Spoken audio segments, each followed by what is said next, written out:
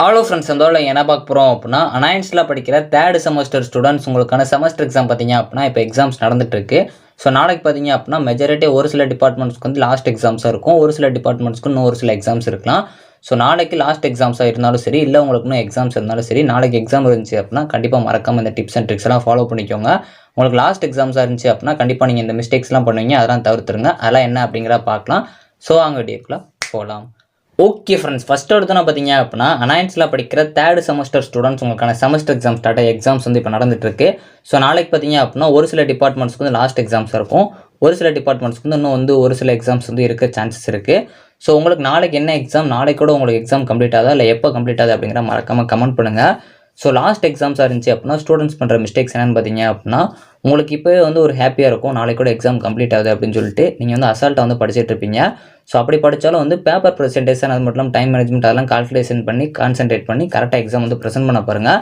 ஏன்னா ஒரு சில ஸ்டூடெண்ட்ஸ் பார்த்தீங்க அப்படின்னா எக்ஸாம் எழுதிட்டு நம்ம பாஸ் ஆகிறோம் எழுதிட்டோம் போதும் அப்படின்னு சொல்லிட்டு ஸ்டாப் பண்ணிடுவாங்க லாஸ்ட் எக்ஸாம் அப்படிங்கிறப்போ.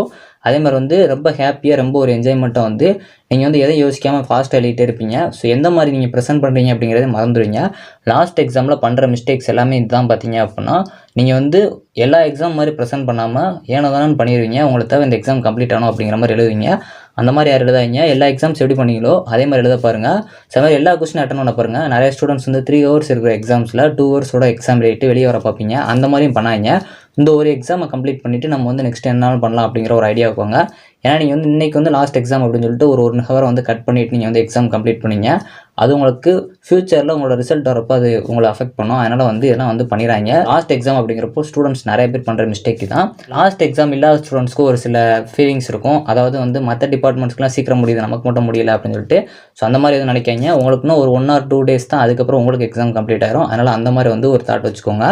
ஃபஸ்ட்டு நாளைக்கு எக்ஸாம் கால்குள்ளே போனதுக்கப்புறம் உங்களோட கொஸ்டின் பேப்பரை ஃபஸ்ட்டு வந்து நல்லா ரீட் பண்ணுங்கள். ஏன்னா போன டைம் உங்களோட சீனியர்ஸுக்கு பார்த்தீங்க அப்படின்னா இந்த கொஸ்டின் வந்து கஷ்டமாக கேட்டிருந்தாங்க, எதிர்பார்த்த மாதிரி வந்து இல்லை. ஸோ அப்படிங்கிறப்போ ஒரு சில கொஸ்டின்லாம் கொஞ்சம் கஷ்டமாக கேட்டனால கிரேஸ் மார்க்லாம் வந்து இந்த பேப்பரில் வந்துருந்துச்சு, இந்த கொஸ்டினுக்கு வந்து கொடுத்துருந்தாங்க. அதாவது எந்த கொஸ்டின் அப்படின்னா ஃபவுண்டேஷன் ஆஃப் டேட்டா சயின்ஸ், அந்த கொஸ்டினுக்கு வந்து கொஞ்சம் கிரேஸ் மார்க்லாம் வந்துருந்துச்சு. ஸோ அப்படிங்கிறப்போ கான்சன்ட்ரேஷன் கரெக்டாக பண்ணி ரீட் பண்ணி படிச்சிங்க அப்படின்னா சம்டைம்ஸ் உங்களுக்கும் கொஸ்டின் கஷ்டமாக கேட்டு கொஸ்டின் வந்து அவுட் ஆஃப் சிலபஸ் சில கொஸ்டின் தப்பாக இருந்தாலும் உங்களுக்கு கிரேஸ் மார்க் வர சான்ஸ் இருக்குது. மேக்ஸிமம் அப்படி வராது, இந்த வட்டம் கொஸ்டின் ஈஸியாக தான் வரும். இருந்தாலும் வந்து கொஸ்டின் நல்லா ரீட் பண்ணுங்கள். ஏன் சொல்கிறேன்னா இந்த மாதிரி ஏதாச்சும் நடந்துச்சு அப்படின்னா உங்களுக்கு மார்க்ஸ் கிடைக்கும். ஸோ அதே மாதிரி அனெக்சரில் கரெக்டாக டிக் பண்ண பாருங்கள் லாஸ்ட் எக்ஸாம். ஸோ அது மட்டும் இல்லாமல் ஒரு சில எக்ஸாம்ஸ் இருந்தாலும் சரி அனெக்சரில் கண்டிப்பாக டிக் பண்ண பாருங்கள். ஏன்னா ஸ்டூடெண்ட்ஸ் பண்ணுற மிஸ்டேக் வந்து கடைசி மினிட்ல இதான் வந்து தப்பு பண்ணுறோம். 2 இடத்துல டிக் பண்ணிட்டு லாஸ்ட் டிக் பண்ணாமல் விட்டுருவாங்க, இல்லை கொஸ்டின் நம்பர் கரெக்டாக போடாமல் விட்டுருவாங்க, இல்லை கொஸ்டின் நம்பர் போட்டுட்டு அந்த சப்டிவிஷன்ஸை கரெக்டாக போடாமல் விட்டுருவாங்க. ஸோ சப்டிவிஷன்ஸ் போட்டாலும் முன்னாடி இருக்கிற அந்த சப்டிவிஷன்ஸில் டிக் பண்ணாமல் விட்டுருவாங்க. ஸோ அதெல்லாம் மிஸ்டேக் பண்ணாதீங்க. So foundation of data science பொறுத்த வரைக்கும் டிஃபரெண்ட் டைப்ஸ் ஆஃப் அப்படிங்கிற கொஸ்டின் வந்து நிறைய டைம்ஸ் கேட்டுட்ருக்காங்க. Data meaning, data warehousing, basic statistical description of data, retrieving data, NumPy, types of data அப்படின்னா டைப்ஸ் ஆஃப் வேரியபிள்ஸ். இந்த டைப்ஸ் ஆஃப் டேட்டா நல்லா பார்த்து வச்சுக்கோங்க. Normal distribution and standardised scores இதுவும் பார்த்து வச்சுக்கோங்க. ஸ்கேட்டர் பிளாட் ரிப்பீட்டடாக கேட்டுட்ருக்காங்க. Standard error of estimation, regression towards mean, multiple regression equation இது ரொம்ப முக்கியமான ஒன்று. அக்ரிகேஷன் ரொம்ப முக்கியமான ஒன்று. டேட்டா மனிப்புலேஷன் வித் பேண்டாஸ் இது ரொம்ப முக்கியமான ஒன்று. Pivot tables, aggregation and grouping இது ரொம்ப முக்கியமான ஒன்று. விஸ்வலைசேஷன் வித் சிப்பன் கண்டிப்பாக கேட்குறக்கு அதிக சான்சஸ் இருக்குது. டெக்ஸ்ட் அண்டு அனோட்டேஷன் இதுன்னு பார்த்து வச்சுக்கோங்க. 3D பிளாட்டிங் இது நிறைய டைம்ஸ் கேட்டிருக்காங்க. விஸ்வலைசிங் எரர் இது ரொம்ப முக்கியமான ஒன்று. இம்போர்ட்டிங் மேட்லாப் இது நல்லா பார்த்து வச்சுக்கோங்க. ஸோ ஓரளவு இதில் இருக்க டாபிக்ஸ்லாம் கொஞ்சம் நல்லா பார்த்து வச்சுக்கோங்க. ஸோ மித்த சப்ஜெக்ட் ஸ்டூடெண்ட்ஸும் நம்ம ஆல்ரெடி அப்லோட் பண்ணியிருக்க வீடியோஸை கொஞ்சம் நல்லா பார்த்து வச்சுக்கோங்க.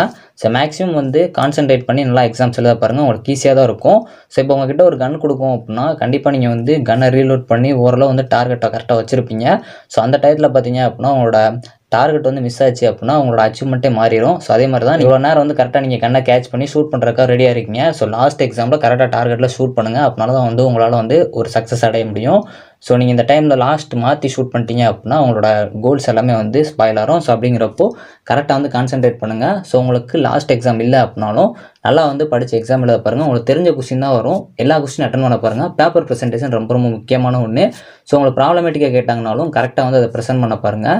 ஸோ அதே மாதிரி எல்லா கொஸ்டின் அட்டன் பண்ணுற மாதிரி கொஸ்டின் நம்பர் கரெக்டாக போட பாருங்கள்.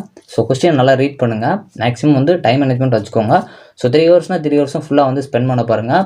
ஓகே ஃப்ரெண்ட்ஸ், கொஸ்டின் நாளைக்கு ஈஸியாக தான் வரும். All the best friends. எல்லாரும் எக்ஸாம்ஸ் எழுதிட்டு வந்து கொஸ்டின் எப்படி இருந்துச்சு அப்படிங்கிற மறக்காமல் கமெண்ட் பண்ணுங்கள். தேங்க்யூ ஃப்ரெண்ட்ஸ், நெக்ஸ்ட் வீடியோவில் சந்திப்போம்.